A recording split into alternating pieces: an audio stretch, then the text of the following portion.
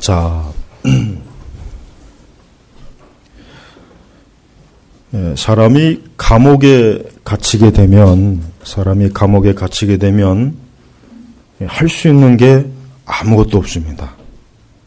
감옥에 갇히면은 그 감옥에 물론 독방이 있고 또 여럿이 이렇게 수감하는 것도 이렇게 다양해요.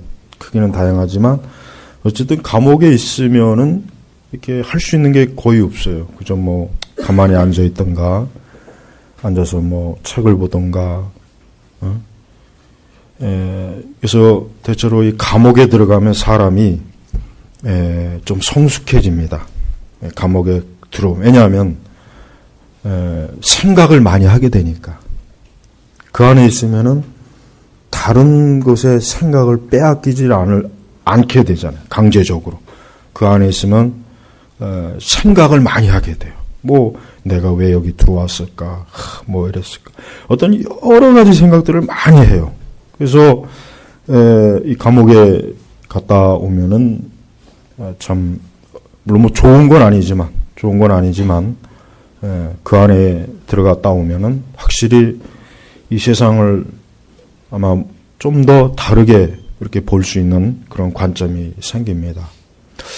구약에서 우리가 오늘 말씀의 배경이 뭐냐면 요셉입니다. 여러분 요셉 우리가 창세기 읽어보면 알겠지만 요셉은 17살의 나이에 그만 형들의 모함, 형들의 시기 질투에 의해서 사실은 죽을 뻔했는데 그래도 하나님께서 섭리적으로 그가 죽지 않고 노예로 팔려서 그나마 생명을 건졌습니다. 그러나 이 요셉은 그 어린 나이에 참 그 아버지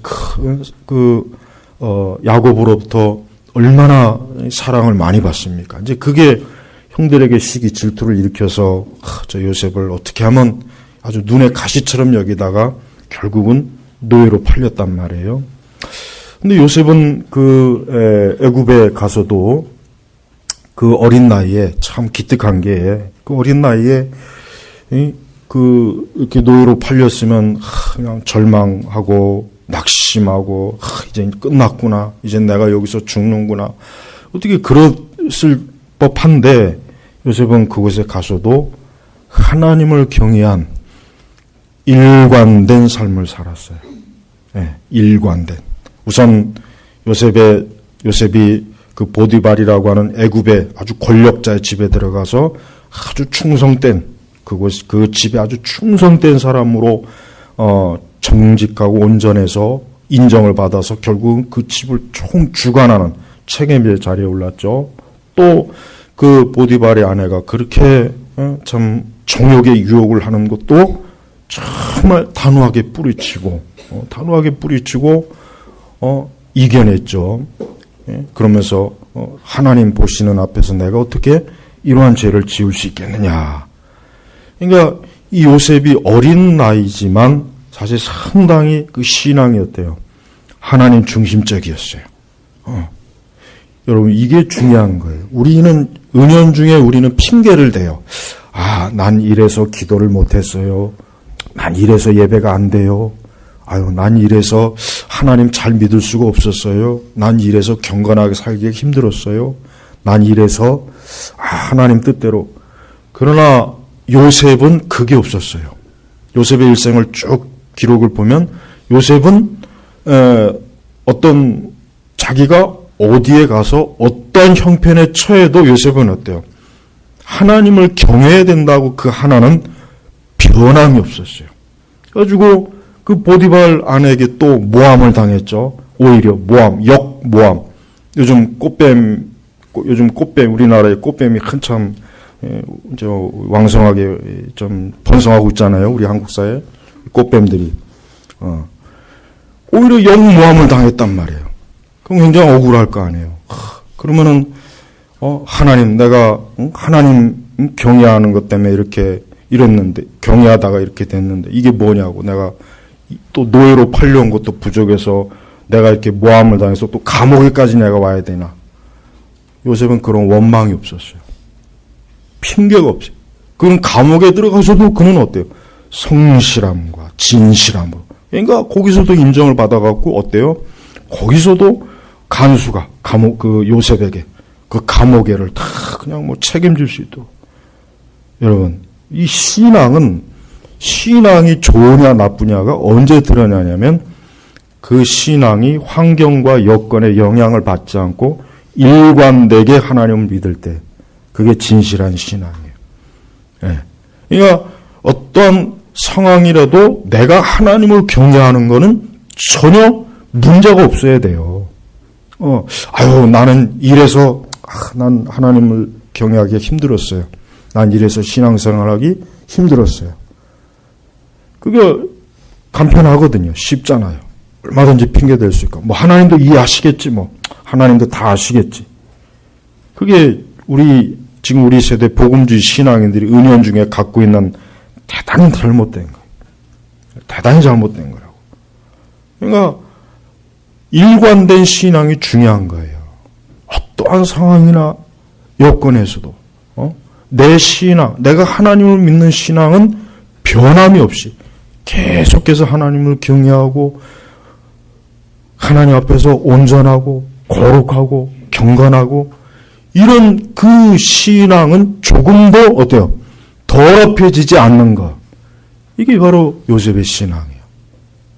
여러분, 우리가 특히 우리 시대같이 이렇게 변덕스럽고 참 문화가 사람들을 다양하게 시험을 하고 더럽히고 오염되게 하고 여러 가지로 막 생각도 복잡하게 만든 이런 세상에서 우리가 우리의 신앙의 중심을 바로잡는 게 그게 굉장히 어렵습니다. 쉽지가 않아요. 아주 어려워요. 네. 그래서 대부분은 다 탈락을 해요. 네. 좋을 땐 호시절이 왔을 때는 잘 믿다가 뭐 좀 어렵고 안 되고 실패하고 무너지면 그때 신앙이 그냥 같이 와르르 무너지는 거예요. 네.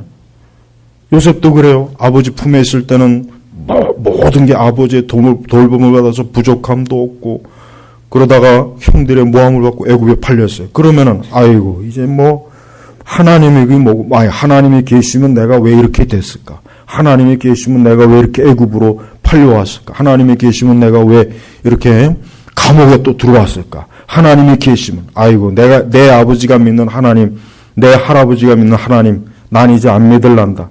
뭐 혹 나중에 좋아지면 내가 믿지. 그 어린 나이에 얼마든지 그렇게 철없는 그때 그럴 수도 있었지만 요셉은 전혀 변동이 없었단 말이에요. 변동이 없었어요. 우리 예수님도 마찬가지예요. 요셉은 예수님의 모형이에요. 우리 예수님 보십시오. 예수님도 변함이 없잖아요. 하나님 아버지를 섬기는 일에 있어서 예수님이 어떤 변동이 있습니까? 핍박이 온다고 해서 예수님을 모함한다고 해서 예수님을 비난한다고 해서 예수님을 억울하게 십자가에 못 박겠다고 해서 예수님이 어떤 변동이 있습니까? 전혀 없어요. 바로 그게 중요한 거예요. 이게 굉장히 사실 어렵습니다. 어려워요.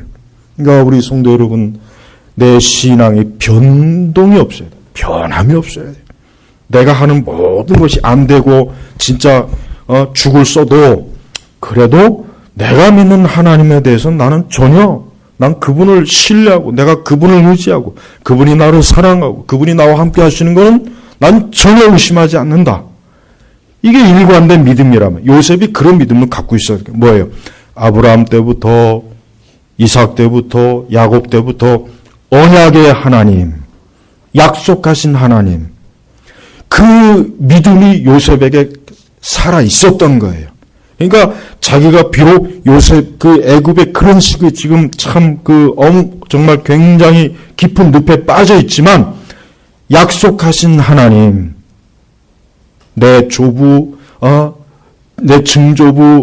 아브라함 때부터 언약해 주신 그 하나님의 약속은 분명히 여전히 어때요? 살아있고 유지되고 반드시 하나님은 언약을 지키실 것이다. 그게 요셉에 그대로 있었던 거예요. 그러니까 요셉이 어때요? 흔들리지 않았던 거예요. 만약에 요셉이 그 언약에 대한 언약하신 약속의 하나님을 그게 만약에 불신했고 믿음이 흔들렸다면 분명히 요셉은 애굽에 가서는 아마 그렇게 신앙을 지키질 않았을 거예요. 여러분, 우리는 약속하신 하나님을 믿어야 돼요. 다른 걸 믿지 마요. 하나님은 언약의 하나님이에요. 우리의 신앙이 어떤 신앙이에요? 언약 신앙이에요. 약속하신, 그 약속하신 하나님의 말씀을 믿는 신앙이에요. 환경이 아니에요. 주변이 아니에요. 세상이 아닙니다. 내 상황이 뭐 지금 정말 혹 가장 나쁜 상태에 있고 나쁜 상태에 떨어져도 약속하신 하나님을 의심하지 마시고 일관되게 어때요? 하나님을 바라봐야 돼요. 하나님을 쫓아야 돼요. 하나님과 함께 해야 돼요. 이게 중요한 거예요. 자, 보세요. 오늘 중요한 거예요. 자, 요셉은 그 발이 족쇄에 상하고 그 목이 쇠사슬에 매였으며, 옛날에 그 노예들을 끌고 갈 때 이렇게 끌고 갔단 말이에요. 노예들이 아예 도망치지 못하게 어때요? 그 발을, 그 다음에 그 목에, 쇠사슬, 족쇄를 매어가지고, 뭐, 아예 도망갈 생각을 못하게. 이런 고통스러운 상황, 이런 상태로 애굽으로 끌려간 거예요. 애굽으로. 그냥 꽃마차 타고 리무진 타고 간 게 아니에요. 하나님께서 이 언약의 자손을 이렇게 굉장히 심하게 다뤘어요. 그런데 목적이 있어요. 뭐냐? 19절. 주님의 말씀이 이루어질 때까지 여호와의 말씀이 그를 어떻게 해요? 단련하였다. 이 단련이 뭐예요? 연단한 거예요. 그러니까 하나님께서는 아브라함에게 약속한 구속의 언약을 이루시기 위한 하나의 과정 속에 요셉을 연단해야 하는 계획이 있었어요. 그래서 이 요셉을 그대로 그 아버지의 품에 있게 한 것이 아니라 그를 애굽에 먼저 보낸 거예요. 근데 그 먼저 보내는 방식이 좀 부드럽게 보내셨으면 좋았을 텐데 그게 아니라 그냥 노예로 비참하게 애굽으로 하나님이 보낸 거예요. 거기에 또 어떤 섭리가 있습니까? 요셉을 연단하는 거예요. 연단. 하나님을 훈련시키는 거예요. 그래서 요셉이 30세가 될 때까지 17세에 팔려가지고 30세 될 때 감옥에서 나왔단 말이에요. 그럼 그 시간이 어때요? 굉장한 시간이에요. 어떻게 보면 그 인생의 가장 꽃 같은 그 나이를 노예로 감옥에서 이렇게 보냈단 말이에요. 근데 목적이 뭡니까? 하나님께서 그를 연단한 거예요. 연단하신 거예요. 왜 연단하셨느냐? 그게 그 앞절에 나와요. 이 12절부터 그 앞절에 쭉 나와요. 사실 뭡니까? 이스라엘 백성, 언약의 백성을 나중에 애굽으로 불러들이기 위해서. 그래서 먼저 누구를? 요셉을 선택해가지고 그 요셉을 애굽에서 연단시켜서 나중에 뭐로 세웁니까? 애굽에 총리로 세우잖아요. 그래서 그 이후에 쭉 과정을 여러분이 창세기 읽어보셨으면 알 거 아니에요. 그렇습니다. 하나님께서는 절대 그냥 아무 계획도 없이 무작위로 되는 대로 그냥 엿장수가 이걸 몇 번 하냐 하면 그 엿장수 마음대로지 뭐 그게 아니란 말이에요. 하나님께서는 명확한 목적이 있어요. 여러분 구원받은 하나님의 자녀들은 무질서하거나 맹목적이거나 무목적성이 없어요. 하나님은 철두철미하게 하나님은 섭리합니다. 계획하십니다. 예정하십니다. 성취하십니다. 그러니까 여러분들도 마찬가지입니다. 여러분들도 나를 향하신 하나님의 계획 그거 다 몰라요. 그거 누가 다 알겠어요. 그러나 한 가지 분명한 건 있어요. 언약의 하나님은 절대로 나를 향하신 하나님의 계획은 무질서가 없다 이거예요. 그저 목적 없이 맹목적으로 그냥 여기저기 떠다니는 봄철에 그저 여기저기 흩날리는 그런 씨가 아니에요. 목적이 있는 거예요. 그래서 하나님께서는 요셉을 통해서 장차 이스라엘 백성들을 애굽에 정착시키는 원대한 목적이 있어요. 원대한 목적이 있는 거예요. 나 요셉은 몰라요. 요셉은 도대체 내가 왜 도대체 형들에 의해서 이렇게 고난을 당하고, 내가 왜 내 아버지를 떠나서 이런 고생을 하고, 내가 왜 이 도대체 내가 왜 애굽에 왜 왔냐? 이거 도대체 내가 애굽에 왜 왔을까? 아마 요셉은 제일 궁금했던 게 그걸 것 같아요. 도대체 내가 왜 이 애굽이란 나라, 이 우상이 가득하고 이방인, 왜 내가 여기 왔을까? 이게 도대체 하나님의 뜻이 뭘까? 요셉은 아마 그게 가장 궁금했을 거예요. 그렇지만 이제 하나하나 풀어지죠. 요셉이 나중에 총리가 되었을 때 하나님이 그에게 꿈으로 보여준 것들이 다 성취돼요. 그리고 나중에 그 아버지 야곱과 그의 형제 일족들을 다 어때요? 애굽으로, 고센 땅으로, 애굽에서 가장 좋은 땅, 그리고 가나안에서 가장 가까운 땅, 이 고센 땅으로 딱 불러들여서 거기서 정착하게 해서 거기서 430년 동안 이스라엘 백성이 어때요? 거기서 번성하게 하는 거예요. 번성. 바로 그게 하나님의 목적. 요셉을 연단시킨 가장 첫 번째 목적은 나중에 그와 같은 원대한 하나님의 계획을 이루시기 위해서 요셉을 하나님의 손으로 사용하신 거란 말이에요. 그렇습니다. 이 하나님께서 하신 이 모든 일은 이렇게 철저하게 계획이 있는 거예요. 뜻이 있는 거예요. 그리고 요셉은 이러한 하나님의 연단이 굉장히 어려운 연단이었어요. 쉽지가 않았어요. 굉장히 어려웠단 말이에요. 우리 성도들은 하나님께서 우리를 구원하셔서 하나님의 자녀로 세우셨어요. 우리를 천국으로 이끌으시기까지 하나님께서는 우리를 향한 연단이 있어요. 분명히 그 연단 계획이 있어요. 그러나 그것은 우리를 멸망시키거나 우리를 부끄럽게 하거나 우리를 수치스럽게 하기 위함이 아니라 뭡니까? 하나님 아버지의 영광을 드러내기 위함이에요. 그러니까 지금 혹시라도 내가 여러분들이 어떤 상황이 안 좋다고 해도 그 상황이 안 좋은 것만 보지 말고 하나님은 이걸 통해서 특별히 여기서 보니까 뭐 있습니까? 주님의 말씀이 이루어질 때까지. 이왕 말씀 보는 거, 우리 그 전도서를 한번 볼까요? 전도서 3장에 보면요. 이 말씀을 좀 꼭,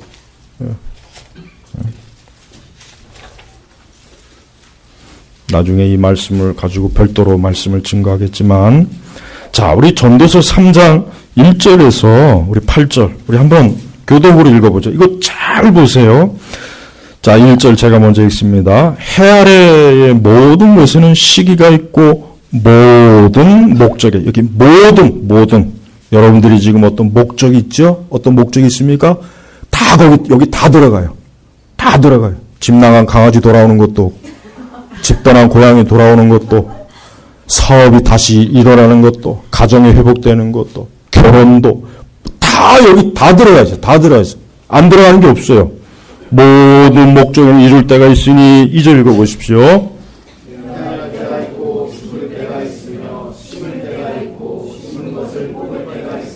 죽일 때가 있고 치료할 때가 있으며 헐 때가 있고 지을 때가 있으며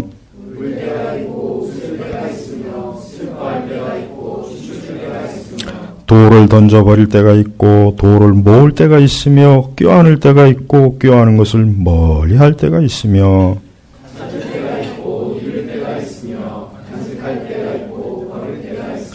찢을 때가 있고 꿰맬 때가 있으며 침묵해야 할 때가 있고 말할 때가 있으며 사랑할 때가 있고 미워할 때가 있으며 전쟁할 때가 있고 평안할 때가 있다. 아멘. 그렇습니다.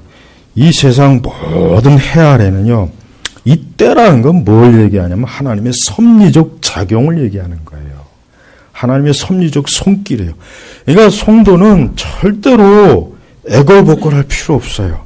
우리가 살아가면서 애걸복걸할 필요도 없고 초조해할 필요도 없고 조바심 낼 필요도 없고, 어떤 것도 다 뭡니까? 특히 우리 하나님의 자녀들에게는 그 때라는 게 있어요. 그 때가 있기 때문에 우리가 인내하면서 기도하면서 하나님을 의지하는 것. 똑같아요. 아까 주님의 말씀이 이루어질 때까지 딱 하나님이 때가 있는 거예요. 하나님께서는 요셉을 이미 벌써 창세전에 요셉에 대한 모든 계획이 있어요. 그래서 딱 때가 이루어지기까지 요셉을 감옥에 가둬놓아요. 그러다 때가 딱 되었어요. 그래서 왕을 통해서 그가 왕의 꿈을 해석하는 것으로 감옥에 나옵니다. 바로 그 때가 다 이루어진 거예요. 그렇습니다. 만사는 이 세상의 모든 일은요, 하나님이 다 하시는 거예요. 하여튼 죽으나 사나 하나님의 모든 것들을 다 정한 기한이 있어요. 목적이 이룰 때가 있어요. 하나님 손으로 다 섭리되는 거예요. 근데 사람이 그 모든 걸 모르죠. 그럼 몰라도 상관없습니다. 중요한 건 뭡니까? 그 하나님을 믿는 게 중요한 거예요. 믿는 게. 그러니까 요셉도 지금 자기가 뭐 애굽에 팔려갈 때 총리가 될 줄 알았습니까? 총리는 무슨 총리예요? 노예로 가면 죽는 거예요. 그 당시 노예로 가면 죽을 때까지 노예입니다. 그 당시는. 그러니까 요셉의 그 실제 입장은 이젠 난 평생 노예로 살다가 죽는구나. 이게 당연한 생각이에요. 그러나 하나님의 뜻은 아니었어요. 하나님은 그를 뭐요? 장차 애굽에 총리를 세워서 그 이스라엘 백성들을 다시 애굽에 잠깐 430년 동안 애굽의 땅에 거하도록 하는데 이 요셉이 제1진 선발대. 응? 그리고 나중에 그 백성들이 출애굽하죠. 모세를 통해서 출애굽을 하죠. 그들이 나중에 가나안에 정착하죠. 그 가나안에 정착한 이후에 나중에 왕국을 이루죠. 그 왕국을 이루고 난 다음에 크게 다윗과 솔로몬이 나오죠. 그러고 난 다음에 왕국이 두 쪽으로 쪼개지죠. 그러고 난 다음에 더 시간 다음에 두 왕국이 무너집니다. 그런 다음에 400년 동안 계시가 없어요. 그러나 때가 참에 누가 오십니까? 예수님이 오시잖아요. 보세요. 이 하나님께서 이 세상의 모든 구속사든 일반 세계 역사든 간에 이 하나님께서 역사를 움직이시는 거 보면 정말 놀라운 게 많아요. 그러니까 여러분, 이 사람은 이 역사를 잘 알아야 돼요. 나는 왜 우리나라 사람이 왜 이렇게 쉽게 속고, 왜 이렇게 쉽게 선동에 넘어가고, 왜 이렇게 분별력 없이 이렇게 그냥 다른 게 아니에요. 역사를 모르는 거예요. 역사를 모르는 거예요. 역사를 좀 알면 이게 아니구나. 금방 드러나거든요. 금방 드러나는 거예요. 그러니까 우리 성도들도 이 성경의 역사를 잘 알면은 하나님께서 이 세상을 움직이시고 하나님의 나를 향하신 모든 계획과 뜻도 어때요? 다 아는 거예요. 다 알게 돼 있어요. 다 이해하게 돼 있는 거예요. 그러니까 여러분 절대 조바심 내지 말고 인내하고 요셉은 인내했어요. 요셉은. 다른 게 없어요. 요셉으로서는 일단은 하나님의 말씀이 이루어질 때까지는 요셉으로서는 할 수 있는 게 뭐예요? 믿음으로 인내하는 거예요. 믿음으로 인내하는 거예요. 요셉이 믿음으로 인내하지 못하고 중간에 자기가 인간적으로 자기 마음대로 했어요. 어떻게 됐겠어요? 그럼 참 낭패를 겪겠죠. 그 자신이. 우리는 하나님을 굳건하게 믿는 인내가 필요한 거예요. 아무리 세상이 악하고 때가 악해도 예수님은 오실 것이다. 하나님의 뜻은 이루어질 것이다. 하나님의 영광스러운 모든 구속의 계획은 다 완성될 것이다. 궁극적인 우리 믿음이잖아요. 이게 우리 믿음이란 말이에요. 그 다음에 또 여러분 그렇습니다. 여러분 개인의 어떤 일도 절대로 여러분 어느 것도 여러분 절대로 어떤 실망하지도 말고 낙마하지도 말고 일이 안 됐다고 해서 이제 난 죽었구나 끝났고 아니에요. 그리스도 안에 있는 한 그런 일은 없어요. 그리스도 바깥에서는 망하지만 그리스도 안에 있는 날은 아무리 뒤집어져도 넘어져도 절대 망할 일은 없어요. 하나님은 다 선하게 합력하여 선을 이루시는 분이에요. 그러니까 그걸 믿으란 말이에요. 요셉은 합력하여 선을 이루시는 하나님을 믿었어요. 감옥에 있는 사람이 총리가 될 줄 누가 알겠어요? 감옥에 있던 사람이 하루아침에 애굽의 총리가 돼서 그 권세를 가질 줄 보디발이 알았겠습니까? 몰랐죠. 그걸 알았다면 그러질 않았겠죠. 그렇습니다. 우리의 모든 생사복은 누구에게 있습니까? 하나님의 손에 있는 것입니다. 하나님의 손에 있는 거예요. 그리고 모든 게 때가 있어요. 그래서 우리는 기도하면서 하나님의 말씀에 의지하며 인내하면서 하나님이 기뻐하시는 길로 잘 좁은 길로 가면은 하나님께서는 그 모든 것을 순차적으로 은혜롭게 풀어주시고 은혜롭게 모든 것들을 알맞게 때에 알맞게 하나님께서 베풀어 주시고 공급하시고 인도해 주시고 지켜주시는 거예요. 그러니까 성도는 인내하는 믿음을 갖고 있는 성도는 절대로 요동하지 않습니다.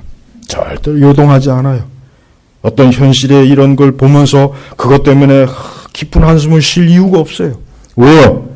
모든 일은 하나님의 손에서 다 되는 것이다. 모든 건 하나님께서 지금 하나님께서 하나 차곡차곡 지금 풀어내시는 거다.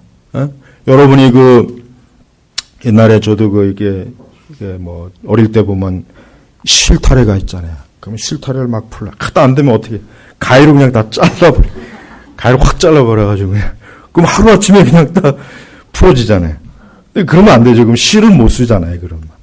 하나 이렇게 시간이 걸려도 이렇게 해야 그 긴 실을 쓸 수 있는 거예요. 근데 우리 인간의 본성은 뭐예요? 그냥 뭐 좀 안 되면 그냥 가위질해. 그럼 망치는 거예요. 그러지 말고 인내하라 이거예요. 예수 그리스도께서 그 고난을 받으시면서 인내하신 이유가 뭐겠어요? 장차 하나님의 구속의 영광이 이루어질 것을 그분이 바라보고 고난에 대해서 인내하셨잖아요. 우리 예수님도 인내하셨단 말이에요. 하나님의 아들 예수 그리스도도 장차 그 구속의 영광이 이루어질 것을 알고 인내하심으로 고난을 이겨내셨단 말이에요. 그러니까 우리도 그래야 돼요. 잘 인내하세요. 기도하세요. 여러분들이 앞으로 더 기도 생활 꾸준히 하시고 말씀을 의지하면은 여러분 앞에는 좋은 것이 기다립니다. 틀림없습니다. 좋은 것이 기다려요. 이건 성경의 원리예요. 이건 성경의 원리이기 때문에 이건 뭐 누구도 이건 손을 댈 수 있는 게 아니에요. 성경에서 말씀하시는 거예요. 결국 요셉도 결국은 뭐예요? 요셉도 결국 그 다음 보십시오. 20절. 왕이 사람을 보내어 그를 풀어주고 백성들의 통치자가 그를 자유롭게 하였다. 그가 요셉을 자기 집의 주관자로 삼아 자기 모든 소유를 관리하게 하고 관료들을 그의 뜻대로 통제하며 장로들에게 지혜를 가르치게 하였다. 보십시오. 이게 참 하나님께서 이렇게 요셉을 향하신 이 섭리라고 하는 게 얼마나 놀랍고 얼마나 참 거룩하고 위대합니까? 이러한 것들이 바로 다 우리 각 성도들에게 하나님께서 주시는 은혜예요. 다 하나님께서 자기 백성들을 향해서 주시는 은혜란 말이에요. 은혜. 그러니까 여러분 잠깐 여러분의 발이 족쇄에 상하고 그 목이 쇠사슬에 매어 있는 상황일지라도 인내하세요. 인내하시고 그리스도만 바라보시고 주의 능력만 의지하시고 주의 말씀만 의지하시고 주님께 기도하고 있으면 하나님께서 그 모든 족쇄를 풀어주실 때가 올 겁니다. 장차 우리는 영광스러운 하나님의 그 천국에서 영화를 누릴 사람입니다. 우리 성도들은 지금은 우리가 이렇게 미천하고 보잘것없지만은 장차 우리는 주님 앞에서 영화를 누릴 사람들이에요. 우리는 영원한 하늘의 영광을 누릴 사람이란 말이에요. 네. 그런 우리가 어떻게 이 세상의 불신자들과 같이 그렇게 비천하게 어떻게 그렇게 참 보잘것없이 우리가 그런 모양을 취하면 안 되지 않습니까? 존귀한 사람답게 존귀한 하나님의 자녀답게 우리는 우리의 주어진 모든 길들을 복되게 가야 되는 거예요. 그렇습니다. 시편 105편 전체는 이스라엘을 구원하신 하나님, 이스라엘 구원하신 여호와에 대한 놀라운 찬송의 그 내용이 다 그거예요. 그러니까 하나님의 놀라우신 분이, 하나님 위대하신 분이, 하나님께서 하신 모든 일들은 사람이 예측할 수 없는 너무너무 그 하나님의 그 전지한 능력과 지혜가 드러나는 거란 말이에요. 아무쪼록 우리 제네바 교육교 성도 여러분, 오늘 주의 이 말씀을 잘 명심하십시오. 여러분들에게 있는 어떠한 것도 주의 말씀이 이루어질 때까지, 그리스도의 말씀이 이루어질 때까지, 그때까지 하나님을 더 깊이 사모하고 주님을 바라보시길 주의 이름으로 축복합니다. 기도하겠습니다. 하나님 아버지 감사합니다. 주여, 우리는 우리의 어떤 상황에 대해서 근심하거나 염려하지 말고 또 내일에 대해서 우리가 알지 못하고 어떠한 것도 우리에게 있지 않는다고 해서 그로 인해서 겁을 먹지 않게 하시고 오직 주 하나님 그 거룩한 말씀이 이루어질 때까지 하나님을 향하여 온전하고 순전한 믿음으로 주님을 바라보게 하시옵소서. 우리의 구원자 되시는 주 예수 그리스도의 이름으로 기도 올렸습니다. 아멘.